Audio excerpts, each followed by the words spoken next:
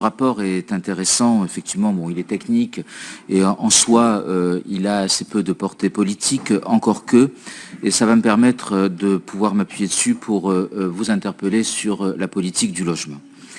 D'abord, merci, Monsieur Amico, de la relation de travail que nous avons instaurée l'un et l'autre sur les enjeux du logement et notamment du logement social. C'est un sujet qui, je sais, vous tient à cœur, Monsieur le maire. C'est un sujet qui est une préoccupation pour l'ensemble des Marseillaises et des Marseillais. Et en cette crise du logement, le fait d'avoir des collectivités qui essaient de travailler intelligemment ensemble, je pense que cela mérite d'être souligné. Vous dire également, merci Monsieur Amico, de reprendre une délibération qui avait été prise sous l'ancienne majorité, qui vise justement à inciter les jeunes couples à pouvoir accéder à la propriété par ce fameux chèque premier logement.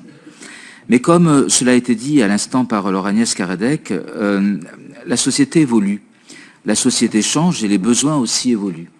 Et on aurait pu imaginer que vous profitiez de ce rapport pour pousser votre réflexion jusqu'à intégrer le fait que ce chèque premier logement, qui est finalement aujourd'hui très orienté sur les produits axés sur le neuf, eh bien, ce chèque premier logement, nous puissions l'intégrer sur l'accession à la propriété dans le semi-récent ou le semi-ancien. Autrement dit, l'idée, je pense, c'est que nous voyons des copropriétés des années 60 qui commencent à se paupériser parce qu'elles ne sont plus très attractives. Aujourd'hui, les jeunes couples, ils sont les jeunes de leur temps, c'est-à-dire qu'ils veulent habiter avec des conditions d'habilité modernes, avec des conditions d'habitabilité qui soient effectivement, qui soient conformes aux normes d'aujourd'hui. Et donc, si on ne leur donne pas une incitation pour commencer leur parcours résidentiel dans des résidences semi-récentes, eh bien, il n'y a pas de raison qu'ils le fassent. Et je trouve ça dommage parce que ce que nous voyons à Marseille, notamment, mais pas seulement, mais à Marseille, c'est que des résidences des années 60, moi dans mon secteur municipal, la Pauline, la Sauvagère, ce type de résidence, eh bien, se trouvent finalement tombées sous le coup d'un certain nombre d'investisseurs qui ne sont pas toujours très scrupuleux, et on voit du coup une sorte de spirale qui s'abat sur ces résidences, qui est la spirale du déclin. Et donc, je pensais que vous auriez pu, dans la réflexion qui était la vôtre, pousser l'audace jusqu'à justement imaginer un dispositif qui soit un peu plus élargi et qui permette du coup aussi d'avoir une politique de peuplement, une politique de mixité sociale qui ne soit pas vue simplement sous le prisme du logement social. Et je pense que dans la deuxième ville de France, avoir cet aspect-là des choses, cette vision globale, a du sens. Mais à dire vrai, aujourd'hui vous partez et c'est aussi un peu la base du rapport, vous partez du principe présupposé que finalement le logement et le parcours résidentiel du jeune couple débutent donc dans du neuf. Alors dans du neuf parce qu'effectivement aujourd'hui les promoteurs essaient de construire des produits qui correspondent à la solvabilité des gens et pas nécessairement qui correspondent aux besoins réels de vie des gens, ce qui est déjà un sujet. Mais en même temps, et ce qui est assez interpellant, c'est que cela présuppose, et cela a été dit en filigrane tout à l'heure par Laure Agnès Caradec, c'est que pour inciter les gens et les jeunes couples à accéder notamment dans du neuf, encore faudrait-il que l'on puisse construire. Or, là, c'est une grande interpellation. Cela fait maintenant 1 an que vous êtes en responsabilité, et je dois reconnaître que nous sommes un peu surpris, un peu décontenancés, à dire vrai, par votre politique en la matière. Vous le savez, pour que Marseille ne perde pas d'habitants, il faudrait produire par an 3200 logements. Vous avez fait voter par le conseil municipal une délibération qui inscrit une volonté politique portée par cette majorité municipale, qui est de produire 5000 logements par an, dont 3000 logements sociaux. La réalité, c'est que depuis 1 an, vous avez délivré peu ou prou aux alentours de 600 à 800 logements sur l'année. Alors certes, il y a un contexte particulier, je ne le nie pas. Il y a le contexte du Covid, il y a le contexte de la crise, et ça n'est pas spécifique à Marseille. Certes, il y a eu les élections municipales qui sont traditionnellement des temps où la production de logements ralentit. C'est incontestable. Mais on voit bien quand même qu'il y a un sujet et que cette majorité municipale a un problème avec l'acte de bâtir. Un problème avec l'acte de bâtir. Autrement dit, et c'est notamment, j'observe, on regarde les prises de position des uns des autres, et notamment de votre adjointe à l'urbanisme, qui aura quand même fait l'exploit, en un an, de se mettre à dos toute la profession de l'acte de bâtir, quand même. C'est un exploit. Et notamment, à chaque fois qu'elle doit s'exprimer, c'est pour expliquer qu'elle est contre un projet. Ce qui, quand même, est relativement interpellant lorsqu'on est adjointe à l'urbanisme.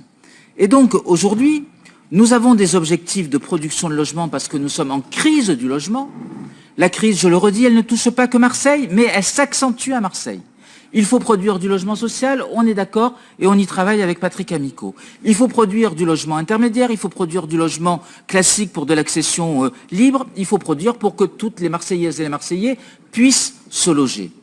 Or, il est clair qu'avec 500 ou 700 permis de construire délivrés, du moins logements délivrés, eh bien, on est très nettement en dessous des objectifs. Et quand je vois qu'on passe en revue les différentes ZAC et que rien ne sort, quand je vois que quasiment tous les permis sortent quasiment en tacite, dans la deuxième ville de France, c'est quand même relativement interpellant. Quand je vois qu'on abandonne, par exemple, une ZAC comme celle des Cailloles, qui est une ZAC municipale, qui est une ZAC qui est desservie par un tramway.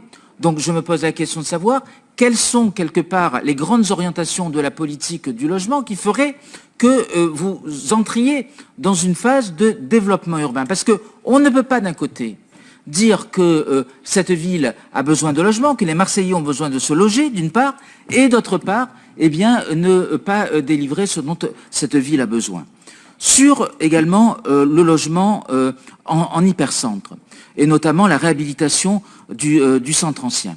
Vous avez fixé un objectif que je veux croire louable, de production de 70% de logements sociaux en hypercentre. C'est votre souhait, c'est pas mon approche des choses, mais je peux comprendre que vous la défendiez. Simplement, je voudrais vous alerter, monsieur le maire, sur le fait que, et Patrick Amico le sait, puisque nous avons échangé là-dessus, sur le fait que dans l'hypercentre, on ne démolit pas et on ne reconstruit pas. On peut faire, mais on est malheureusement contraint, ou heureusement contraint, par des règles qui protègent le bâti, parce que nous sommes dans un centre très ancien. Et donc, nous sommes plutôt axés sur de la réhabilitation. Or, le coût de sortie d'un produit immobilier en réhabilitation, ce n'est pas le coût de sortie d'un produit que l'on construit. Et quand vous faites du logement social à quasiment 4 000 € le mètre carré en moyenne, alors que théoriquement, on est sur du 1 600, 1 800 pour que ce soit économiquement équilibré pour un bailleur social. Voire même que sur certaines opérations, certes symboliques, mais qui démontrent bien la difficulté que peuvent avoir les bailleurs sociaux à développer du logement social dans l'hypercentre. Montée des Accoules, 13 habitats, sort une opération à 8 000 € le mètre carré. Puis d'Aubeau 5, nous sortons une opération à 10 000 € le mètre carré pour du logement social. Ça veut dire quoi? Ça veut dire qu'on peut éventuellement sortir des opérations à titre symbolique pour montrer la volonté politique, pour incarner la volonté politique de produire du logement social dans l'hypercentre. Mais je pense que cette majorité doit avoir en tête que ça va être très compliqué de s'inscrire dans une démarche plus globale de produire quasiment 70% de logements sociaux dans l'hypercentre. Ça va être une difficulté. Et donc, plutôt que d'aligner des objectifs, plutôt que de fixer un cadre qui finalement s'avère inatteignable, je serais quand même plutôt soucieux de vous conseiller d'être beaucoup plus pragmatique en la matière. Et enfin, c'est ce que je disais un peu ce matin, et je terminerai mon propos là-dessus, c'est que quand même, l'année dernière, je le répète, au budget supplémentaire, nous avons voté 20 millions d'euros pour le logement. Nous sommes dans le cadre du contrat administratif et du compte de gestion. Nous constatons, ça a été validé l'autre jour en commission budgétaire, ça a été redit par les services budgétaires, ça a été admis par l'adjoint aux finances. Nous constatons qu'il n'y a pas un début de centime d'euro qui ait été dépensé sur cette ligne budgétaire des 20 millions d'euros. C'est interpellant, monsieur le maire. C'est interpellant parce que ça signifie que les orientations politiques que vous avez fixées comme des orientations prioritaires, eh bien, ne sont pas celles qui sont en train d'être mises en place au bout d'un an. Et quand on rajoute à cela d'autres orientations prioritaires sur les écoles, où on voit les tergiversations sur un certain nombre d'écoles, alors merci. Entre-temps, j'ai reçu un courrier ce matin. Il a été vite porté par porteur, mais je l'ai reçu à la Soléam, où finalement, la fameuse école de Rény qu'on m'interdisait de faire hier, on me l'autorise aujourd'hui. Je vous en remercie. Mais vous voyez, comme quoi, finalement, il suffit de porter certains combats. Mais ceci dit, là aussi, très intéressant, c'est que dans ce courrier, pour envoyer à ce qu'on se disait ce matin, eh bien, ni plus ni moins, vous me dites, bon, alors très bien, monsieur le président, vous allez faire l'école, elle a commencé, donc il faut la terminer, très bien, bon, allons-y. Mais du coup, on va revoir la programmation des équipements publics de la ZAC. C'est exactement la problématique qui était soulevée par la Cour régionale des comptes. Exactement. C'est-à-dire d'avoir une certaine régularité dans les équipements publics, qu'il faut que les mandants ou les concessionnaires, les concédants soient, je dirais, plus fiables dans leur programmation. Or, ce matin, eh bien, dans le courrier que vous m'envoyez, vous me dites, ben non, il va falloir revoir les équipements publics. C'est-à-dire exactement ce que la Cour régionale des comptes nous reproche. Donc, vous voyez, c'est ce côté un peu ambivalent, c'est ce côté un peu contradictoire de cette politique que nous voulons, à bien des égards, dénoncer, parce qu'elle nous inquiète. Et ce que je crains, c'est que le coup de frein brutal qui a été apporté sur le développement urbain, allez, mettez votre ceinture, vous allez voir le coup de frein, vous allez à le lever, et que finalement, ce soit les Marseillaises et les Marseillais qui en pâtissent. Allez, merci, monsieur Royer-Perrault.